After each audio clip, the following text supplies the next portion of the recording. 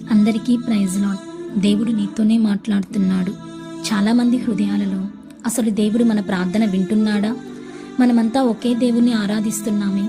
మనలో కొంతమందికి సమాధానం రావటం ఏంటి, మరి కొంతమందికి సమాధానం రాకపోవటం ఏంటి? నిజానికి ఈ ప్రశ్నలన్నిటికీ సమాధానం యెషయా గ్రంథం 59వ అధ్యాయం 2వ వచనంలో, మీ దోషములు మీకును మీ దేవునికిని అడ్డుగా వచ్చెను, మీ పాపములు ఆయన ముఖమును మీకు మరుగుపరిచెను గనుక ఆయన ఆలకింపుకున్నాడు. ఈ వచనం ప్రకారం మన దోషములు పాపములు అడ్డుగా వచ్చినప్పుడు రెండు జరుగుతాయి. మొదటిది, ఆయన ప్రత్యక్షత మనకు మరుగైపోయిద్ది. రెండవది, మన మొర అక్కడ వినపడదు. వినపడకపోతే ఇంకేం జవాబులు వస్తాయి? మన పాపములు ఒప్పుకోకుండా నువ్వు ఎంత కన్నీరు కార్చి గావు కేకలు వేసి ప్రార్థన చేసినా దేవునికి వినపడవు.